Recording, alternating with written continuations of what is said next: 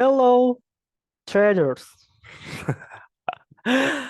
Aduh, gabut. Oke, gini ya. Di sini saya akan sedikit mungkin nungguin ya. Di sini saya akan sedikit mungkin menjelaskan ya bahwa pilihan itu ada di pribadi masing-masing. Jadi mungkin nih saya ini call out untuk yang baru mungkin ya. Sebenarnya apa sih yang kalian cari di market? Ya, tujuan kalian terjun di market itu untuk apa? Ya, apakah untuk passive income, itu kan, untuk nabung atau justru menjadi penghasilan sehari-hari, ya. Jadi tujuannya harus benar dulu, biar nanti ke depannya selaras ya, biar tujuannya tercapai. Di sini ada 3 metode ya. Sejauh ini masih 3. Ada scalping, day trade, sama swing. Ini tergantung ya. Ini saya juga nggak bisa maksa ya. Jangan sampai lihat, oh lihat Kak Dev nih scalping, kayaknya enak. Oh lihat misalkan influencer lain swing enak, lihat yang day trade tunggu 1-2 hari cuan enak.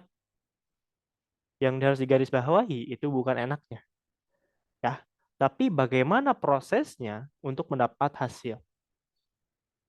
Dan ini ya, 3 metode ini sebenarnya semua sama ya, nggak ada yang lebih enak, nggak ada yang lebih bagus. Ini semua ada resikonya masing-masing ya. Tentu risk reward ya. Jadi mungkin kalau scalping itu high risk, high return ya. Kalau day trade mungkin low risk, medium return mungkin ya. Kalau swing sangat low risk ya, high return.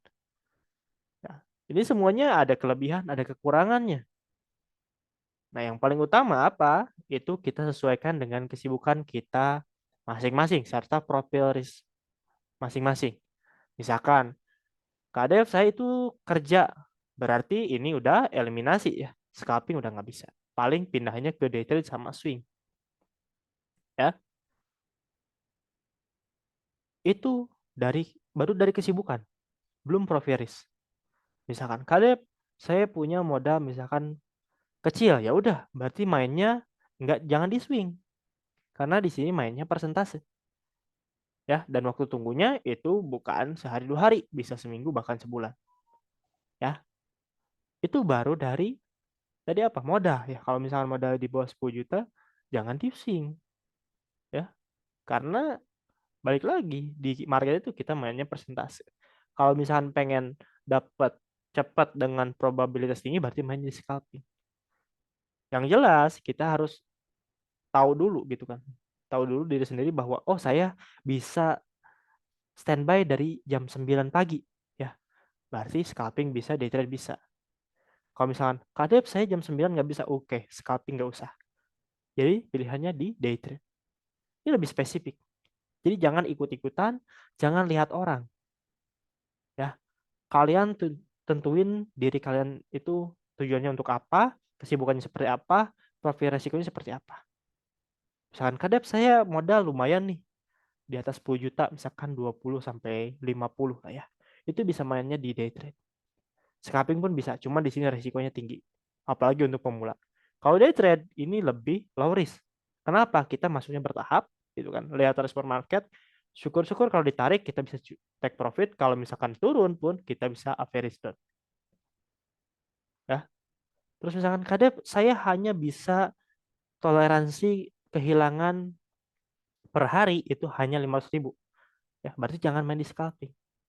Karena di sini ya hilang 1 juta sampai 5 juta ini sangat mungkin dalam beberapa detik bahkan beberapa menit bahkan beberapa detik.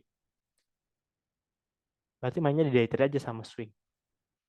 Ada saya punya 100 juta misalkan. Ya udah, mainannya jangan di sini. Ya kalau misalnya apalagi ini buat yang baru ya. Ini saya tekankan untuk yang baru yang masih bingung. Sebenarnya saya tuh cocoknya di mana sih? Ya, boleh di sini, day trade sama swing. Ya. Jadi Ini tiga ini bukan harus bisa kuasai semua ya. Kita tinggal pilih aja salah satu. Kalau misalnya memang udah mahir di salah satu bidang, nah coba yang lain nah, baru boleh ya. Saya pribadi gitu kan, karena saya basicnya scalping dulu dan memang modal saya kecil ya. Anak kuliahan berapa sih ya? Dan saya mainnya di scalping karena memang mungkin dulu yang ngajarin saya pun dia ya teman-teman SMP saya ya. Itu dia basicnya scalping. Saya di yang mungkin kesehariannya scalping dan saya nggak dikenalin sama desain apa apalagi swing ya karena mungkin teman saya itu udah mahir di sini makanya dia itu ajak saya main di sini padahal ternyata ya scalping ini tingkatannya yang paling tinggi daripada day trade dan swing karena di sini kita butuh jelas ya kepekaan refleks ketegasan disiplin ya dan di sini menurut saya ini yang paling realistis ini saya bukan merekomendasikan untuk trading ya di scalping. Tapi menurut saya metode scalping ini metode yang paling survive di market ya. Mau marketnya itu bullish, mau marketnya itu bearish, scalping biasanya itu dia bisa cuan. Beda dengan day trade atau swing. Ini riskan kena stop loss ya. Tapi saya bukan berarti scalping ini low risk bukan ya. Scalping ini kalau kita telat TP atau ditinggal ini kita bisa rugi 10 sampai 15% dalam satu hari. Berbeda dengan day trade atau swing. Ini lebih apa namanya? Mungkin ini lebih lama ya untuk penurunannya dia lebih smooth. Beda dengan ini dia volatilitas tinggi ya. Dan targetnya gitu kan. Scalping itu cukup mungkin 2 sampai 4 tick aja. Ya, yang penting apa? Yang penting ketika dijual ya itu nggak rugi dibagi fee ya. Fee jual beli paling gede berapa? 0,5. Nah, berarti kalau misalnya udah 1% dijual pun itu menurut saya udah cuan. Ya, kita nggak usah mikirin pajaknya. Kita nggak usah berbelit-belit ngidung. Oh, Kak Dep ini kan gross sama profitnya malah gedean apa namanya grossnya atau misalkan selisih pajaknya. Saya nggak masalah. Karena saya pun butuh sekuritas untuk apa? Untuk berjualan. Sekuritas itu kan apa namanya jembatan antara kita dengan pihak ketiga. Ya, sekuritas itu jembatan antara kita dengan perusahaan. Kalau nggak ada mereka ya kita nggak bisa dapat cuan dari sana. Jadi menurut saya ya fair aja. Day trade ini targetnya lebih lebih jauh jelas ya. Karena ini waktu tunggunya lebih lama ya 1 sampai 3 hari kalau saya. Berarti targetnya jangan 2 sampai 4 tick dong. Targetnya mungkin bisa 5 sampai 7 bahkan 10 tick ya. Itu tergantung respon market juga. Tapi yang jelas kita harus mempunyai apa namanya? Prediksi bahwa ini saham ini akan naik sekitar 5 sampai 7 tick gitu atau bahkan 10. Swing pun sama ya. Ini lebih lebar lagi karena waktu tunggunya lebih lama, kita harus memikirkan bahwa kita nunggu itu sepadan dengan hasilnya. Jangan sampai kita nunggu ya, nunggu lama nih, ternyata nggak gerak-gerak, momentum banyak yang hilang gitu kan. Karena kita bertahan di satu emiten, malah nggak ada hasilnya. Ya, jadi semua ini ada resikonya. Nggak ada yang lebih dominan, nggak ada yang lebih bagus. Silahkan mulai sekarang tentukan dulu sebelum trading ya. Dan usahakan kuasai dulu satu metode. Jangan sampai pindah-pindah karena itu menurut saya nggak akan work ya.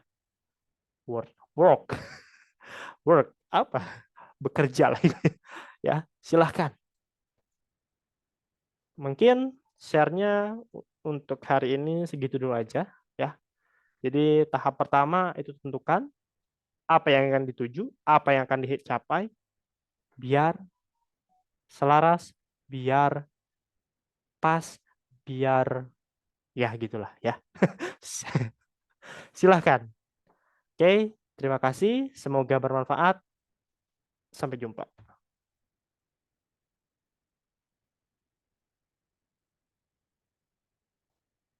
Salah.